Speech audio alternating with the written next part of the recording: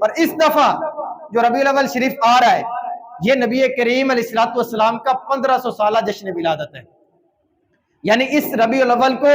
نبی کریم علیہ الصلوۃ والسلام کی ولادت کے 1500 سال پورے ہو جائیں گے، 1500 سال کا عرصہ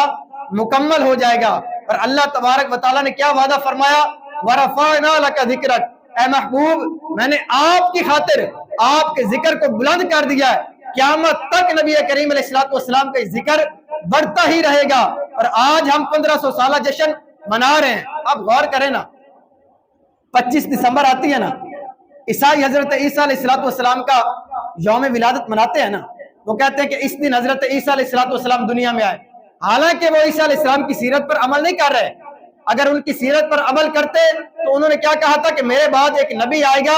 آپ سب نے ان کے اوپر ایمان لے کر آنا ہے، لیکن یہ ایمان نہیں لے کر آئے، ان کی سیرت پر عمل نہیں کر رہے۔ پھر بھی جب ان کی ولادت کا دن آتا ہے تو یہ کتنے جوش و خروش سے مناتے ہیں۔ اگر نبی کریم علیہ السلام کی ولادت کا دن آئے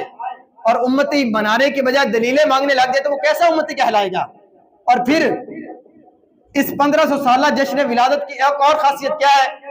کہ دیکھیں، ہم نے اپنی زندگی میں 1400 سالہ جشن ولادت نہیں دیکھا، کیونکہ 100 سال پہلے ہم موجود نہیں تھے، اور نہ ہی ہم 1600 سالہ جشن ولادت دیکھ سکیں گے۔ ظاہر سی بات ہے کہ 100 سال کے بعد شاید ہم میں سے کوئی بھی زندہ نہ ہو، تو اللہ تبارک و تعالیٰ نے ہمیں یہ موقع عطا فرمایا ہے کہ ہم نبی کریم علیہ الصلوۃ والسلام کا 1500 سالہ جشن ولادت ہمیں دیکھنا نصیب فرمایا ہے۔ تو بحیثیت امتی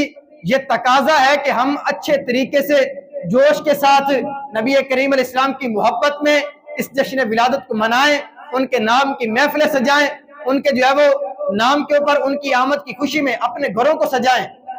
محافل کا انعقاد کریں، نبی کریم علیہ السلام کی سیرت اپنے بچوں کو پڑھائیں۔ اب دیکھیں نا، کسی کے بچے کی شادی ہے، وہ اپنے گھر کو کیسے لائٹنگ سے سجائے گا؟ وہاں کوئی دلیل بھی نہیں مانگی جائے گی کہ یہ لائٹنگ سے سجانا جائز ہے یا نہیں ناجائز ہے۔ اور کوئی خوشی کا موقع آتا ہے، ہمارے بچوں کی برتھ ڈے آتی ہے، ہم کتنی خوشی سے مناتے ہیں، ہوٹل بک کروائے جاتے ہیں، ہزاروں روپے اخراجات کیے جاتے ہیں۔ تو اگر نبی کریم علیہ السلام کی ولادت کی خوشی میں ہم اپنے گھروں کو سجائیں، مسجد کو سجائیں، محافل کا انعقاد کریں، تو اللہ تبارک و تعالیٰ کتنی برکتیں عطا فرمائے گا۔